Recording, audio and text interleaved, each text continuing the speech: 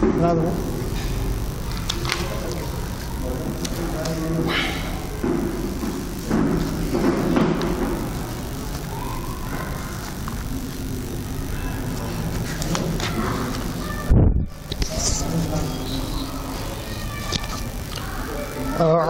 بالله من الشيطان الرجيم بسم الله الرحمن الرحيم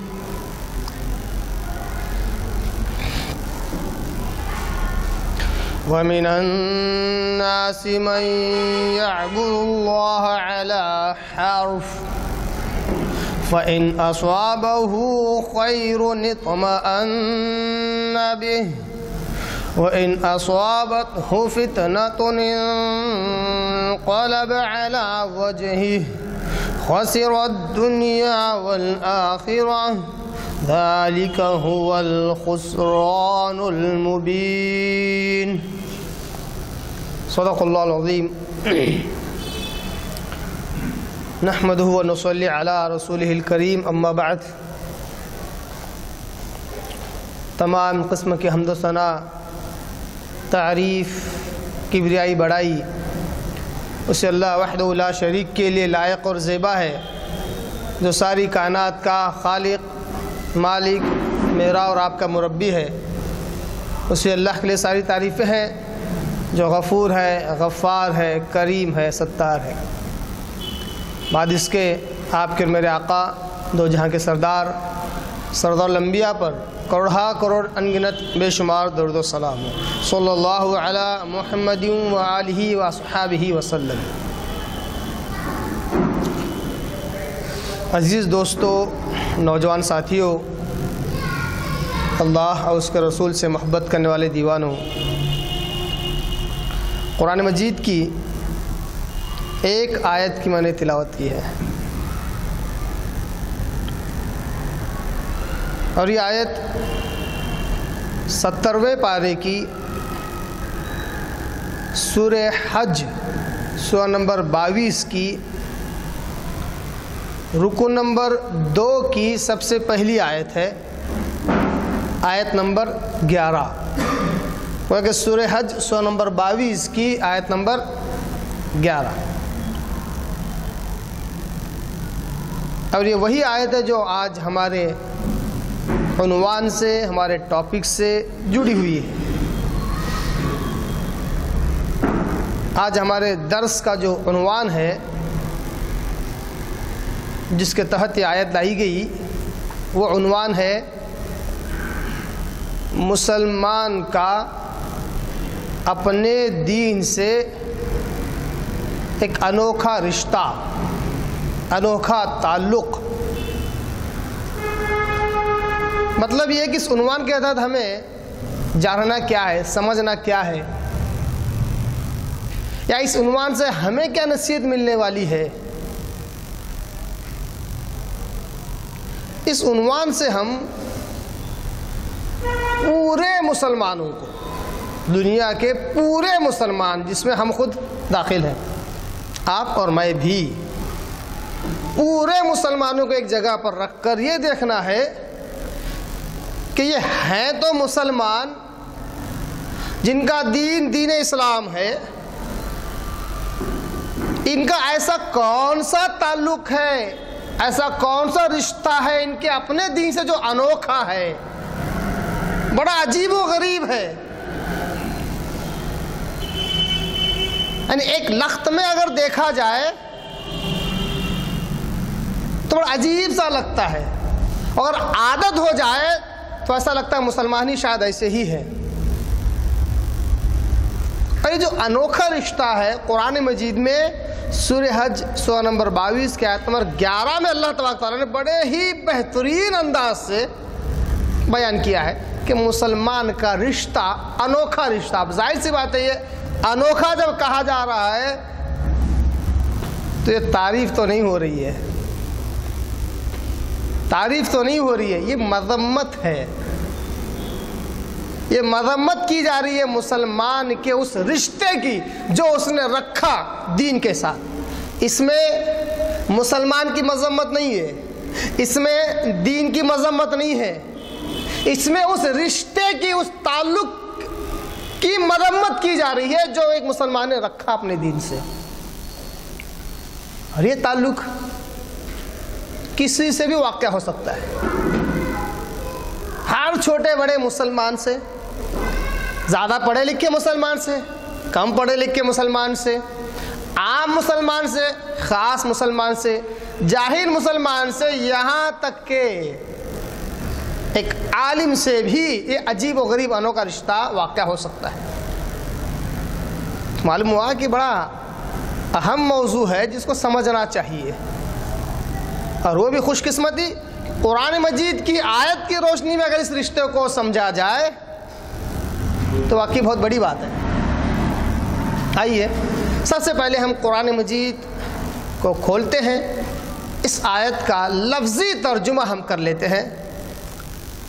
اور آپ جانتے ہیں کہ میں جہاں کہیں بھی جاتا ہوں تو ایسا قرآن لیتا ہوں جس میں کوئی ترجمہ نہ ہو. وجہ اس کی یہی ہے کہ اکثر ہر عام و خاص میں جب بیٹھتے ہیں تو کچھ لوگوں کا یہ اعتراض ہوتا ہے کہ صاحب یہ تو وہ قرآن ہے جو ان کی جماعت کا ہے، ان کے مسلک کا ہے، ان کا ترجمہ ہے. میں کہتا ہوں نہیں بھائی، یہ قرآن ہے جو نہ آپ کا ہے نہ میرا ہے، نہ یہ میرے باپ کی جاگیر نہ یہ تمہارے باپ کی جاگیر. قرآن ہے جو سب کا ہے، سارے مسلمانوں کا ہے. عربی ہے، لفظی ترجمہ ہے، کسی سے بھی جا کر پوچھ لو وہی ترجمہ نکلے گا انشاءاللہ، کوئی دو رائے نہیں. تو سب سے پہلے اس آیت کا، چھوٹی آیت ہے، لفظی ترجمہ دیکھ لیں گے. پھر اس کے بعد اس کے ایک ایک حرف کے معنی اور مطالب کو سمجھیں گے. پھر اس کے بعد اس کا صحیح معنی اور مفہوم کس گروہ پر فٹ ہوگا وہ دیکھیں گے. اس کے بعد ہم دیکھیں گے اس آیت کی تفسیر کیا ہے. یہ سب کچھ بیس اور بنیاد جب کلیئر ہوگی تو ہم تفسیر سمجھنے کے لائق ہوں گے، تفسیر سمجھیں گے. پھر اس کے بعد اس آیت کو مجھ پر، آپ پر اور سب مسلمان پر فٹ کر کے دیکھتے ہیں کہ کیا یہ بیماری ہم میں موجود ہے. اگر ہے تو اس سے پرہیز کرنا ہے ہمیں کہ ہمارا ایسا عجیب و غریب انوکھا رشتہ ہمیں دین سے نہیں رکھنا ہے، پرائے پن والا رشتہ ہمیں دین سے نہیں رکھنا ہے. آئیے سب سے پہلے اس آیت کا لفظی ترجمہ دیکھ لیتے ہیں. سورہ حج سورہ نمبر 22 آیت نمبر 11 رکو نمبر 2 کی سب سے پہلی آیت. وَمِنَ النَّاسِ، آیت کی ابتدا لفظ واو سے ہو رہی ہے.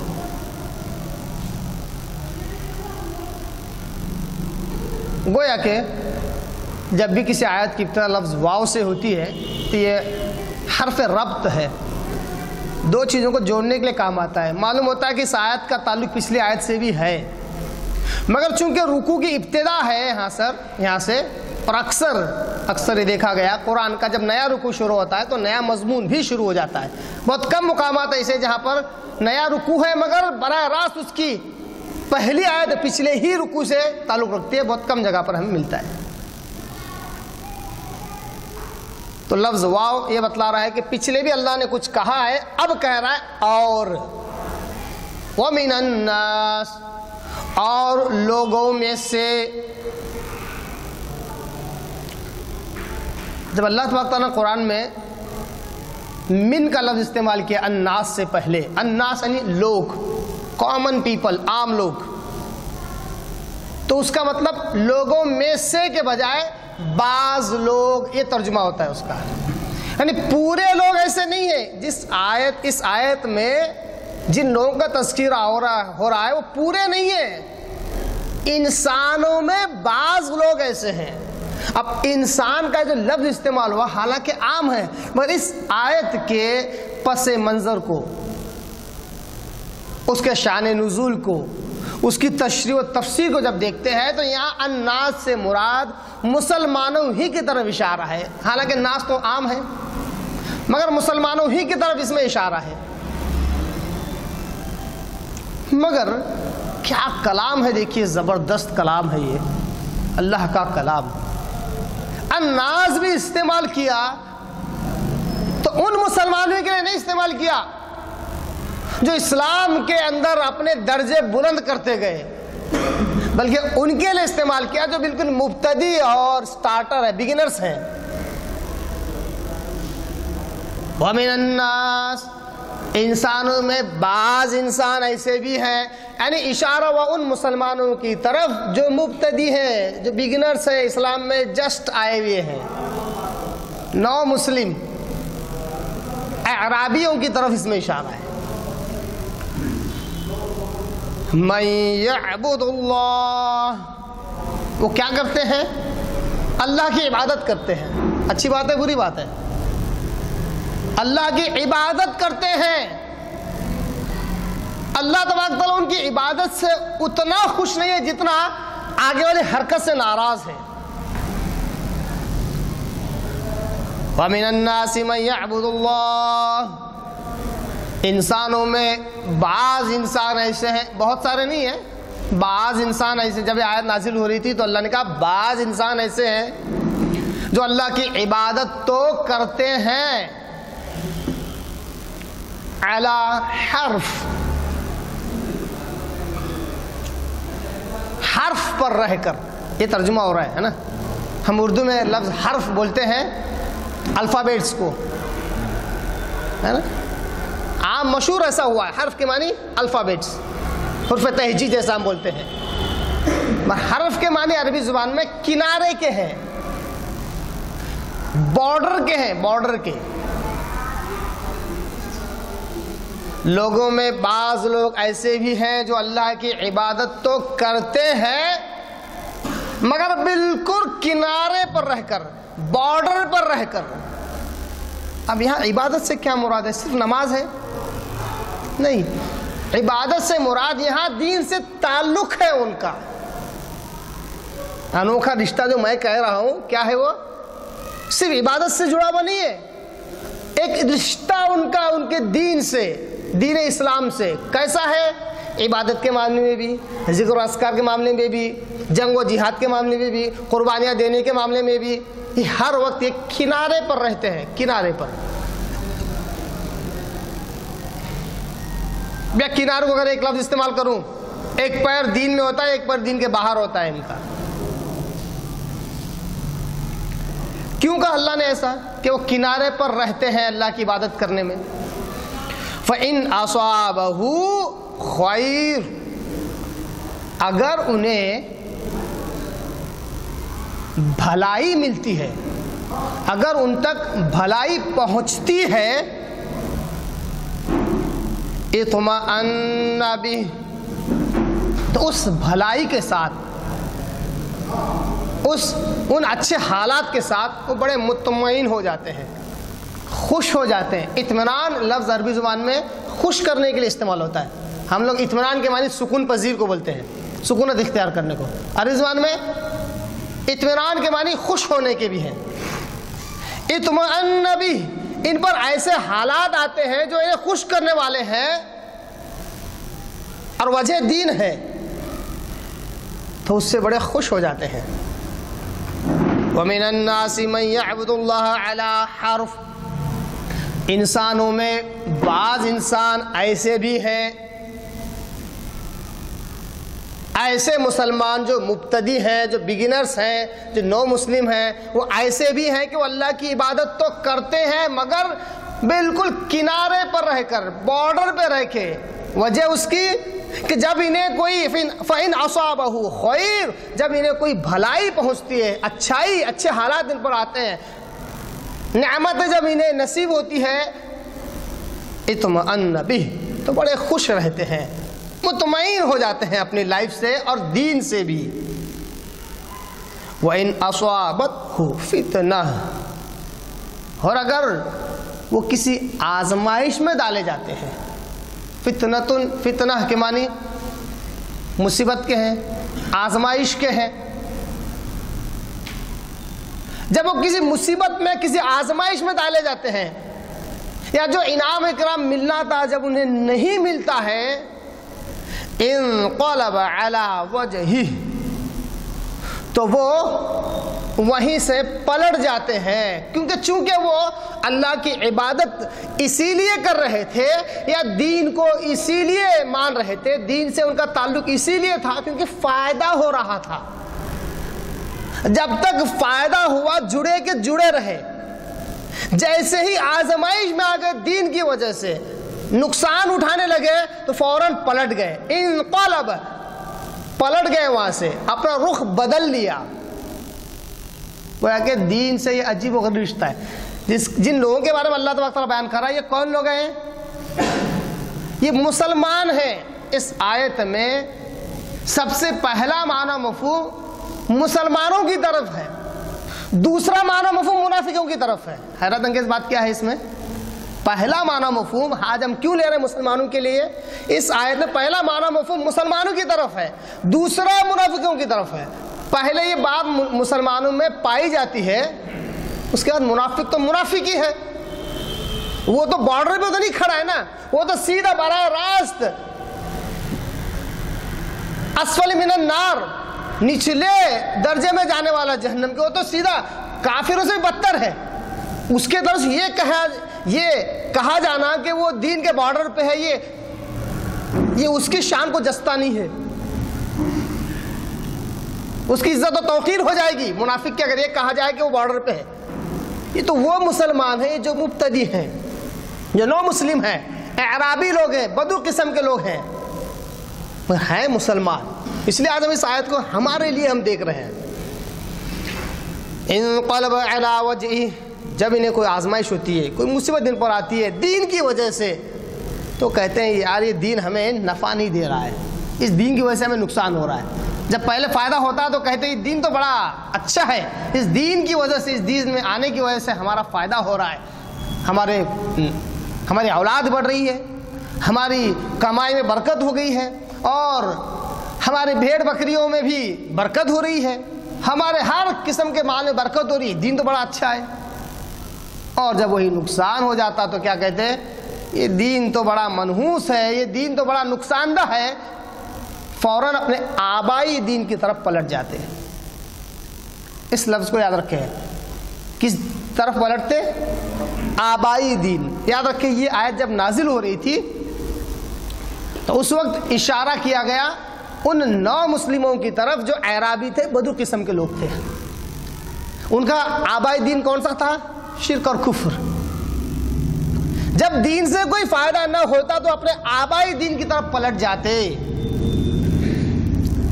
یہ کافر ہونے سے مراد نہیں ہے، ان کا دل اپنے آبائی دین میں ہی لگنے لگتا، کیونکہ وہاں زیادہ موج مستیاں انہیں ملتی، دین میں آنے کے بعد پابندیاں انہیں ملتی۔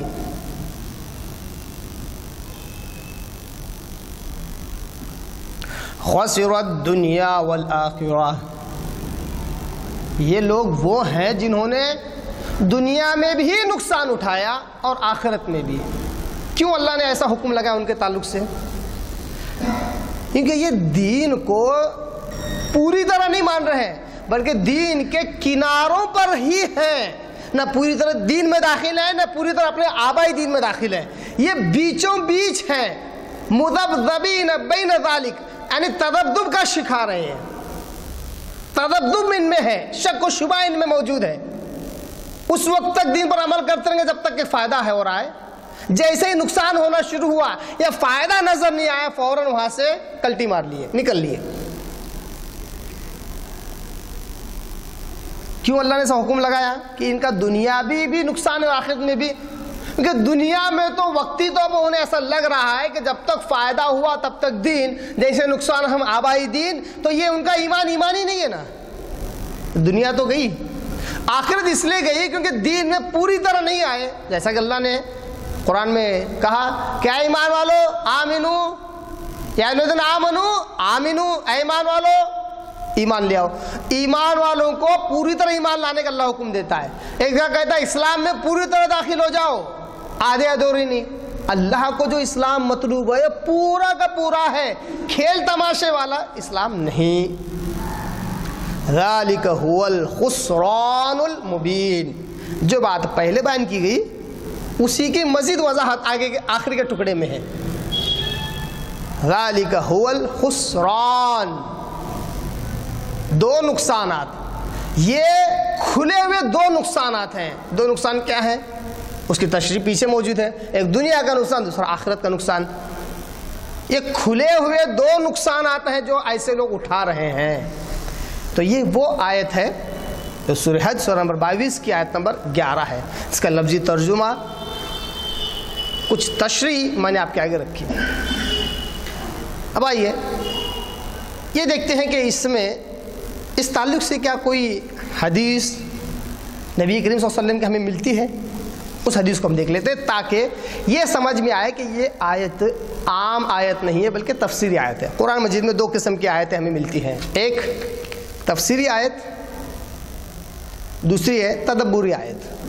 تدبری آیت عام ہوتی ہے، اس کا معنی بھی عام ہوتا ہے، پڑھا جائے سمجھا جائے تو اس کا معنی و مفہوم سمجھ میں آ جاتا ہے۔ مگر جو تفسیری آیت ہوتی ہے، جب تک اس آیت کو دوسری آیت سے نہیں سمجھتے صحیح معنی و مفہوم سامنے نہیں آئے گا۔ اس آیت کی احادیث جب تک ہم دیکھ نہیں لیتے صحیح معنی و مفہوم سمجھ میں نہیں آئے گا۔ اس آیت کے تعلق سے صحابہ کے اقوال، ان کی تفسیریں جب تک نہیں دیکھ لیتے تب تک ہمیں اس آیت کا صحیح معنی و مفہوم نہیں سمجھ میں آئے گا، کیونکہ بہت ساری ایسی آیتیں قرآن مجید میں کہ اس کا ترجمہ، اس کا مفہوم تو بظاہر کچھ اور ہے، قرآن کی دوسری آیت اور احادیث مبارکہ کچھ اور ہی بیان کرتی ہے، کبھی کوئی تو بالکل برخلاف۔ یہ تفسیری آیتیں ہیں جہاں عقل کا کوئی دخل ہے ہی نہیں۔ یہ آیت بھی تفسیری آیت ہے، گویا کہ اس آیت کے ضمن میں ایک حدیث ہے جو مزید اس کی تشریح ہمارے آگے رکھتی ہے۔ یہ حدیث ہے صحیح بخاری کی۔ اس حدیث کے راوی حضرت عبداللہ ابن عباس جو کہ مفسر قرآن ہیں رضی اللہ تعالیٰ عنہ، وہ ہیں۔ یہ حدیث ہے صحیح بخاری، حدیث نمبر 4742، 4742۔ حضرت عبداللہ ابن عباس رضی اللہ تعالیٰ عنہ کہتے ہیں قال وَمِنَ النَّاسِ مَن يَعْبُدُ اللَّهَ عَلَى حَرْفٍ۔ یہ جو سورہ حج سورہ نمبر 22 کے آیت نمبر جو 11 ہے اس کے تعلق سے کہتے ہیں قال كَانَ الرَّجُلُ يَقْدَمُ الْمَدِينَةَ فَإِنْ وَلَدَتِ امْرَأَتُهُ غُلَامًا وَنُتِجَتْ خَيْلُهُ قال هذا دین صالح۔ حضرت عبداللہ ابن عباس رضی اللہ عنہ کہتے ہیں کہ بعض مسلمان ایسے تھے، یا ایک شخص ایسا جس کے تعلق سے آیت نازل ہوئی، ایک ایسے شخص کے تعلق سے ہے جو باہر سے اپنے گھر کی طرف جاتا، اپنے شہر کی طرف جاتا، اپنے اہل خانہ کی طرف جاتا، اور اگر اس کو اولاد ہوتی، کیونکہ اس وقت اولاد کا ہونا یہ مال میں سے تھا۔ ہم مال کا مطلب آج صرف پیسہ سمجھتے ہیں، اولاد کا ہونا یہ مال تھا ان کے لیے، دولت تھی ان کے لیے۔ آج ہم اسی دولت کو بڑا ہی حقیر جانتے ہیں۔ ہم دو ہمارے دو ہی اچھے، ایسے پتہ نہیں بہت سارے فقرے ہم نے نکال لیے اور اسی کے ہم بالکل مرید ہو چکے ہیں۔ لیکن اس وقت کے زمانے میں اولاد کا ہونا ایک مال تھا، جس کے پاس زیادہ بیٹے ہوتے اور زیادہ اس کو زیادہ خوشی ہوتی، بعض لوگوں میں زیادہ گھمنڈ آ جاتا۔ تو جب وہ اپنے گھر کی طرف جاتا تو اگر اس کی عورت اولاد دے دیتی، مطلب اولاد ہو جاتی اس کو، تو اور زیادہ خوش ہو جاتا۔ اسی طرح اس کے بھیڑ بکریوں میں، گھوڑوں میں، اونٹوں میں اگر اولاد ہو جاتی، ان کی بھی پیدائش ہو جاتی، اس میں بھی اضافہ ہو جاتا، ان کی پاپولیشن میں بھی، تو اور زیادہ خوش ہوتا، کیونکہ یہ بھی مال ہے ان کی نگاہ میں۔ تو اس وقت کیا کہتا ہے، چلو جس دین کو ہم نے قبول کیا ہے، محمد عربی حضرت محمد مصطفیٰ صلی اللہ علیہ وسلم کے پاس، ھذا دین صالح، یہ تو بہت صحیح دین ہے، بہت اچھا دین ہے۔ وَإِن لَّمْ تَلِدِ امْرَأَتُهُ وَلَمْ تُنْتَجْ خَيْلُهُ، اور اگر کسی وقت آتا گھر پہ اور کوئی اولاد نہ ہوتی اس کو، ایک مثال دی گئی اس میں بالکل واضح مثال، کہ جب گھر پہ آتا اور اس کو کوئی اولاد نہ ہوتی، یا اولاد میں بڑھوتری نہ ہوتی، یا اس کے بھیڑ بکریوں میں، اونٹوں میں، گایوں میں بڑھوتری نہ ہوتی، تو کہتا ھذا دین سوء، یہ تو بہت برا دین ہے، یہ تو بہت برا دین ہے، اس سے میرا نقصان ہو رہا ہے، جب سے اس کو قبول کیا ہوں بھلائیاں کم اور برائیاں زیادہ ہو رہی ہیں۔ یہ صحیح بخاری کی حدیث، حدیث نمبر 4742۔ اس حدیث سے کیا معلوم ہوا کہ اگر آپ فتح الباری اٹھا کر دیکھیں تو اس میں لکھا ہوا ہے کہ اس آیت میں ان مبتدیوں کا ذکر ہے، ان نو مسلم اعرابیوں کا ذکر ہے۔ اعرابی چونکہ بدو قسم کے ہوتے ہیں، گاؤں کھیڑے کے ہوتے ہیں، وہ جب اسلام قبول کرتے اور اپنے گھر کی طرف جاتے، اچھی چیزیں اگر نظر آتی تو کہتے ہیں یہ تو دین تو بڑا اچھا ہے، تو برکت والا دین ہے۔ اور وہی اگر کچھ آزمائش ان کی ہوتی، مال و دولت اگر نہ ملتا تو کہتے کہ یہ دین تو بڑا سو ہے، برا ہے، نقصان دہ دین ہے۔ یہ تھی ایک حدیث اس آیت کو سمجھنے میں۔ اب آئیے، اب ہمیں دیکھنا ہے کہ یہ آیت ہمارے لیے کیسے نصیحت کرتی ہے، اس آیت میں ہمارے لیے کیا نصیحتیں ہیں، اور یہ صفات کیا آج بھی مسلمانوں میں پائی جاتی ہیں، دیکھنا یہ ہے۔ اس آیت میں اللہ نے سب سے پہلے تو ایسے مسلمانوں کا ذکر کیا جو اللہ کی عبادت کرنے والے ہیں، گویا کہ ان کا تعلق دین سے ہے، ان کا تعلق دین سے ہے۔ گویا کہ ہم میں بھی بہت سارے مسلمان ایسے ہیں جو عبادت کرتے ہیں، کسی نہ کسی اعتبار سے ان کا تعلق دین سے ہے۔ کوئی پوری 5 وقتی نماز پڑھ رہا ہوگا، کوئی 4 وقتی پڑھ رہا ہوگا، کوئی 3 وقتی پڑھ رہا ہوگا، کوئی 1 وقتی پڑھ رہا ہوگا، کوئی 8 دن میں ایک بار پڑھ رہا ہوگا، کوئی سال میں 1 بار یا 2 بار پڑھ رہا ہوگا، لیکن کسی نہ کسی اعتبار سے دین سے اس کا تعلق ہے۔ مسلمانوں کی فہرست میں، بھلے کارپوریشن میں ہی سے اس فہرست میں اس کا نام موجود ہے۔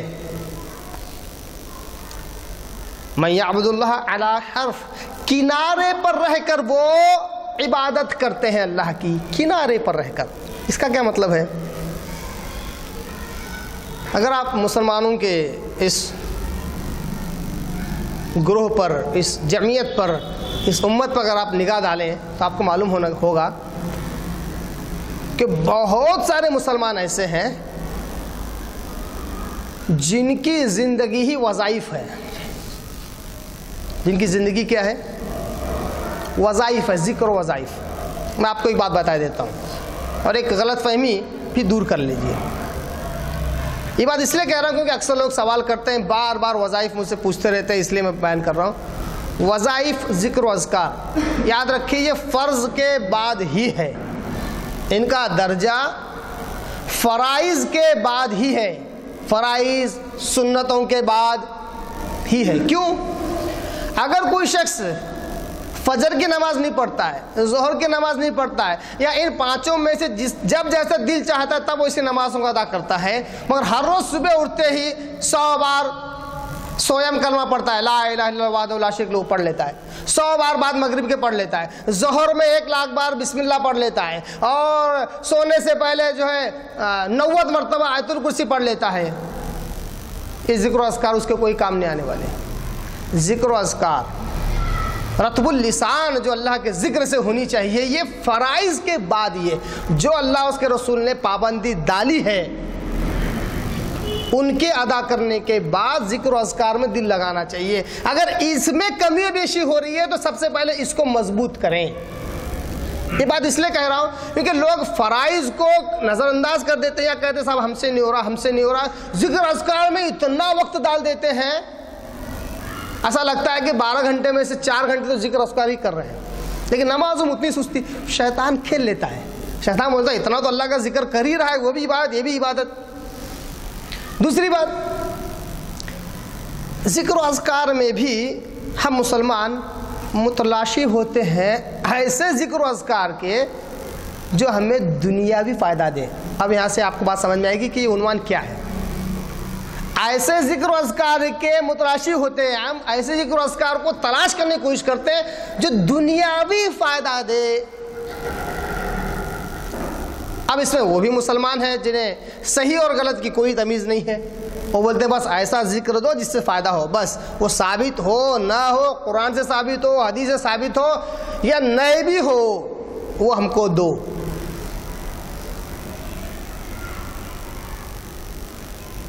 جیسے کہ ایک خاتون نے کہا کہ کوئی ایسا ذکر دیجئے، کوئی ایسا وظیفہ بتائیے کہ اگر میں اس کو 100 बार 200 बार या आप जितनी बार बोलेंगे उतनी बार पढ़ लूँ तो मेरे शौहर का गुस्सा ऐसे ठंडा हो जाए फौरन। कैसा कि वजीफा है, मुझ पर इतना इसरार किया उन्होंने, इतना इसरार किया कि मैं हैरत में पड़ गया कि ये कैसे मुसलमान है जो आज भी चमत्कार को नमस्कार बोल रहे हैं। इनको चमत्कार दिखलाने वाला वजीफा चाहिए, अगर उसको उतनी बार पढ़ ले तो काम हो जाए। एक साहब ने बार बार इसरार किया और कहा कि आज भाई ऐसी दुआ दो, ऐसी दुआ दो, सॉरी ऐसा वजीफा दो, ऐसा, उस वजीफे को आप जितनी बार बोलो उतनी बार पढ़ लूंगा। यानी लोग थकेंगे नहीं, अगर आप 1 लाख बार बोलो 1 लाख बार पढ़ लेंगे, वो तैयार है उसके लिए। मगर वो जैसे ही वजीफा खत्म है उन्होंने हाथ उठाया और जिससे मोहब्बत कर उसको मांगते अल्लाह उसको दे डालना।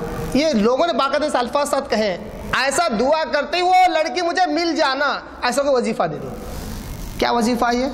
चमत्कार। इतना ही नहीं, बहुत सारे लोगों ने अपने तजुर्बात रखे और कहा कि हम ये वजीफा इतने सालों से कर रहे हैं पर फायदा नहीं हुआ। साहब देखो दीन के ताल्लुक से कैसा रवैया है इनका, जब तक फायदा है तब तक उसके करीब है, जैसे ही उसकी तासीर खत्म हो गई, उनको लगा कि इससे कुछ फायदा नहीं हो रहा, कोई आउटपुट नहीं निकल रहा है, तो कहते साहब इसमें कोई मजा नहीं आ रहा है। ऐसे ही लोग हैं कि ये लोग क्या करते हैं, साल में 1 बार आते हैं, सारी क़ज़ाए उम्री पढ़ लेते हैं और स्पेशली उनका ध्यान होता है उन 2 रकात पर जिसके बारे में लिखा हुआ है जैसे ही 2 रकात होगी जो दुआ मांगे कबूल होगी, उस पर बहुत ज़्यादा ध्यान रहता। चाहे वो शब बारात हो, शब महराज हो, चाहे शब कदर हो, नूरानी रातें जिन्हें बोलते हैं लोग, उसमें जब आते हैं तो असल इबादत की तरफ ध्यान नहीं होता है, उन 2 रकात की तरफ, उन 4 रकात की तरफ उनका ध्यान बहुत ज़्यादा होता है, जिसके पढ़ते ही जो दुआ मांगी जाए कबूल होगी। और अगर ऐसा उन्होंने 2 साल से कर लिए हैं और कबूल नहीं हुई है तो बोलते हैं मज़ा नहीं आ रहा, नमाज में मज़ा नहीं आता, रोज़े रखने में मज़ा नहीं आता। कई लोगों ने कहा कि ऐसा कोई रोज़ा बताओ, देखिए हैरत अंगेज़ बात है ना, ऐसा कोई रोज़ा बताओ कि उसको रखते ही मेरी दुआ कबूल हो जाए, ऐसा कोई रोज़ा बताओ उसको रखते ही मेरी मन्नत पूरी हो जाए, ऐसा कोई तरीका बताओ कि उसको रखते ही मेरी दिल की ख्वाहिश पूरी हो जाए। ये लोग गलत क्यों हैं?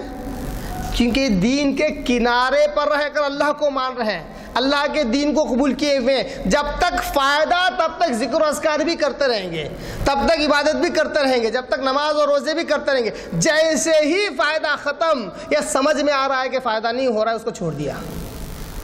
इसीलिए ये लोग जो ऐसे चमत्कारी वज़ाइफ की तरफ दौड़ते हैं, 5 वक्त नमाजी नहीं होते। वो क्यों नहीं होते? क्योंकि उनको मालूम 5 वक्त नमाजी बनना एक बर्डन है, एक बोझ है सर पर। कौन करता रहेगा इसको हर बार, जबकि कोई फायदा ही नजर नहीं आता है। वही शॉर्टकट फार्मूलेज इतने हैं कि ये सुभान अल्लाह, या कोई अजीब-ओ-गरीब दुआएं, अजीब-ओ-गरीब दरूद शरीफ इतने हैं कि उसको 10 बार 100 बार पढ़ ले तो ही चमत्कार हो जाता है, पूरी दुनिया ही बदल जाती है। तो उसकी तरफ इंसान लपकता है। ये वो लोग हैं जो दीन के किनारे पर अगर अल्लाह की बात कर रहे हैं, अल्लाह से ताल्लुक है इनका, जब तक फ़ायदा है तब तक ज़िक्र और अस्कार, इबादतें, नमाज, रोज़े, जैसे ही फ़ायदा ख़त्म फ़ौरन फिर अपनी दुनिया में।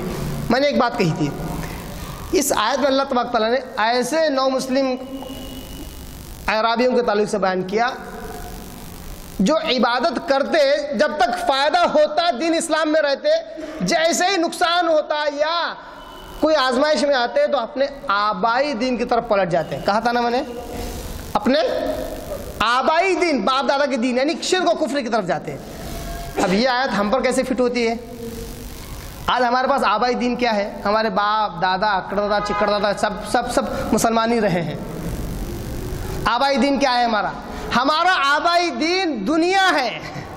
देखिए आप गौर कीजिए, अब हम दीन पर उस वक्त तक अमल करते रहेंगे जब तक दुनिया का फायदा होता रहेगा। जैसे ही मालूम हुआ कि नमाज, रोज़ा, जिक्र, अस्कार, फला जिक्र, वो जिक्र, ये जिक्र, इससे कुछ भी फ़ायदा नहीं हो रहा है तो फ़ौरन दुनिया में लग जाते हैं, अपने कारोबार में लग जाते हैं, अपने नौकरी चाकरी बिजनेस में लग जाते हैं।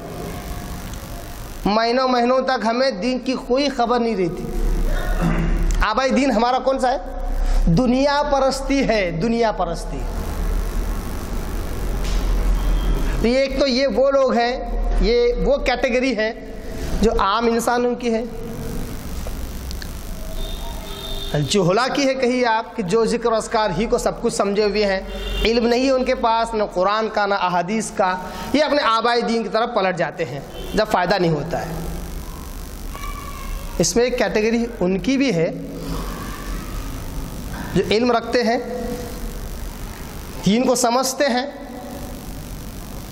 دین پر عمل کرنے کی کوشش بھی کرتے ہیں، مگر دین پر اس وقت تک جمے رہیں گے جب تک کہ کوئی ایکٹیویٹی ہوتی رہتی ہے دین کے تعلق سے۔ جیسے ایکٹیویٹی ختم، یہ بھی نرم پڑ جاتے ہیں۔ ان کے پاس ان کا کوئی دینی معیار، کوئی بنیاد، کوئی فریم نہیں ہے۔ یہ جیتے ہیں گروپ کی وجہ سے، کام کرتے ہیں گروپ کی وجہ سے، ایکٹیویٹی بھی گروپ کی وجہ سے۔ 4 لوگ جب تک جمع ہیں تب تک دین میں جوش اور شوق ہے، ورنہ جب یہ ایکٹیویٹی ختم ہو جاتی ہے، فجر کب پڑتے ہیں پتہ نہیں، ظہر 1 بجے کی پلان، 1:15 بجے پھر پلان، 1:30 بجے، تب تک باتیں بگاڑتے رہتے ہیں، پھر 2 بجے، پھر 2:15، پھر 2:30، آخر کار آخری وقت میں ظہر۔ کیوں ان کا معاملہ ایسا ہے؟ ان کا آبائی دین کیا ہے؟ دنیا۔ جیسے ہی ایکٹیویٹیز ختم ہو گئی دین کے تعلق سے، فوراً دنیا کی طرف اپنے دنیائی کام، ارے آپ صبح جا رہا شام میں آ رہا، کہاں ٹائم مل رہا؟ ان کو بولے چلو ایک کام کرتے ہیں، ایسا کرتے ویسا کرتے، اتنا جوش و جذبہ آ جاتا ہے۔ جبکہ دین کسی چیز سے جڑا ہوا نہیں ہے، دین انسان کی ذات سے جڑا ہوا ہے۔ دین انسان کی ذات سے جڑا ہوا ہے، ہر انسان پر اسلام لاگو ہے، چاہے وہ جنگل میں کیوں نہ رہے۔ سب سے پہلا کام اس کو صحیح ایمان لانا، صحیح علم حاصل کرنا۔ اس کے بعد اللہ نے جو فرض اس پر کیا ہے نماز، اس کو کسی بھی حالت میں پڑھنا ہے، چاہے کوئی ایکٹیویٹی چلتی رہے، چاہے کوئی کارکرم چلتا رہے نہ چلتا رہے، دوست ملے نہ ملے، ٹائم پہ فجر پہ اٹھنا ہی ہے، فجر پڑھنا ہی ہے۔ ظہر میں فکس کرنا ہے کہ فلاں جگہ پر ظہر پڑھنا ہی ہے، عصر فلاں جگہ پر۔ اس کے ساتھ کوئی کھیل تماشا نہیں۔ سال میں 1 بار رمضان آتا ہے، رکھنا ہی ہے۔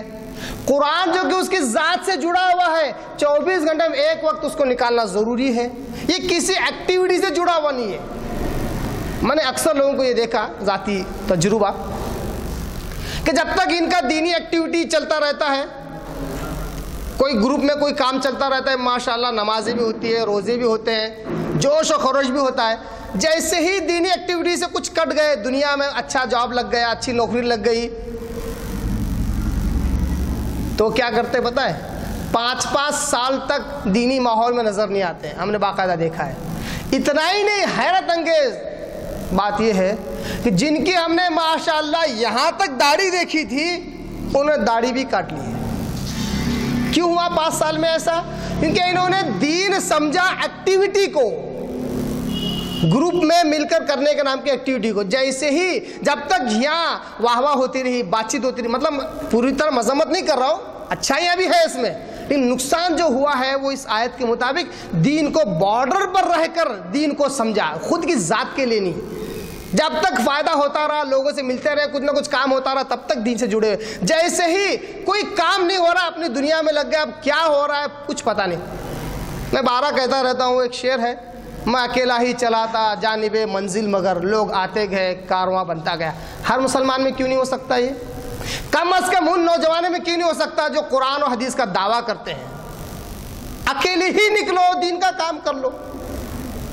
نہیں، حیرت انگیز بات ہے، اکثر لوگ صبح اٹھتے ہی نہیں ہیں، فجر نہیں پڑھتے ہیں، 10-11 بجے سے پہلے اٹھتے نہیں ہیں، ظہر میں بھی ٹالم ٹال، عصر بھی لیٹ پڑھتے ہیں، مغرب بھی پتہ نہیں۔ یہاں تک کہ بعض لوگ تو بولتے ہیں سرا صاحب میں نے کل مغرب نہیں پڑھا تھا، آج پڑھ سکتا کیا؟ یہ کس کا کوشچن ہے؟ یہ ان نوجوانوں کا جو قرآن حدیث کے ماننے والے ہیں، وہ کہتے ہیں کل میں نے مغرب نہیں پڑھی، آج پڑھوں۔ ارے ہوا کیسا تمہارے ساتھ کہ تم نے مغرب نہیں پڑھی، وہ بھی کل کی؟ چلو ہو سکتا ہے کوئی مصروف ہے، دن میں اتنا مصروف تھا کہ ظہر نہیں پڑھ سکا، عشاء ہو گئی، ممکن ہے بشیر کے تقاضے کے طرح سال میں 1 آدھ بار، 2 سال میں 1 بار ممکن ہے۔ ان کا حال ہر 2, 4, 8 دن کے بعد نمازوں کو ایزی لینا ہے۔ اللہ نے کہا ہے قرآن میں بھی کہ مسلمانوں کے ہاتھوں میں حکومت تب تک رہی جب تک کہ وہ قابل تھے اس کے، کیونکہ انہوں نے نماز کو اہمیت دی۔ اس کے بعد ایسے ناخلف لوگ پیدا ہوئے کہ انہوں نے اضاعوا الصلاۃ، نماز کو ضائع کر دیا، تو اللہ نے ان کے ہاتھوں سے حکومت چھین لیا۔ دیکھیے حکومت کی باغ دوڑ کس پہ ڈیپینڈ کی اللہ نے؟ نماز کو۔ اور یہ ہم نوجوانوں میں یہ حال ہے کہ دین کو کنارے پر رہ کر ہم پڑھتے ہیں، سمجھتے ہیں، جب تک گروپ والا کام ہوتا ہے تب تک جوش جذبہ ہوتا ہے، ورنہ جب کٹ جاتے ہیں فجر میں کب اٹھتے پتہ نہیں، ظہر میں کیا حال ہے پتہ نہیں، کسی اچھے دوست کے ساتھ اچھی صحبت بھی نہیں اختیار کرتے ہیں، برے ماحول میں اٹھنا بیٹھنا، جبکہ ہے کون؟ قرآن و حدیث کے دعوے دار۔ اس لیے جب تک فائدہ ہوتا ہے تب تک دین پر، ورنہ پھر اپنے آبائی دین یعنی دنیا پرستی میں لگ جاتے ہیں۔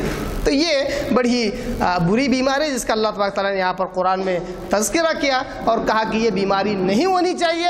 اللہ کی بات خالص اللہ کو اپنا رب سمجھ کر کیا جائے، دین کو اپنا دین، اپنی ذات کا دین سمجھ کر کیا جائے، ہر وقت ہماتن علم حاصل کرنے کی جد و جہد اور جستجو ہو، ہر وقت جو اللہ کی کتاب ہمارے پاس موجود ہے اس کے مطالعے میں اپنے آپ کو مگن رکھے، کسی سے جوڑ کر نہیں، جوڑ کے اپنے آپ ذاتی طور پر اس کو پڑھنے کی کوشش کرے، جتنا آپ نے پڑھا اتنا خود کی ذات سے پہنچانے کی کوشش کرے۔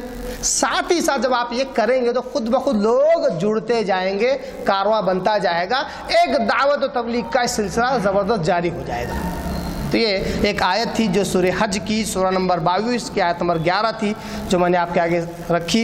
اللہ تعالی ہم سب کو قرآن کو صحیح سمجھنے اور عمل کرنے کی توفیق عطا فرمائے، اور جو غلطیاں ہم سے سرزد ہو رہی ہے اللہ تبارک تعالیٰ اس کو معاف کرے، اور ہمیں اچھی اور نیک توفیق دے کہ ہم دین کو دین سمجھ کر اس کے اندر پوری طرح داخل ہو کر اس پر عمل کرنے کا اللہ ہمیں توفیق عطا فرمائے۔ اللہ تعالیٰ ہمیں دین کے علم سے بہراور کرے، اللہ تعالیٰ ہمیں قرآن کا احادیث کا پورا صحیح علم اللہ ہمیں دے۔ وآخر دعوانا ان الحمد للہ رب العالمین۔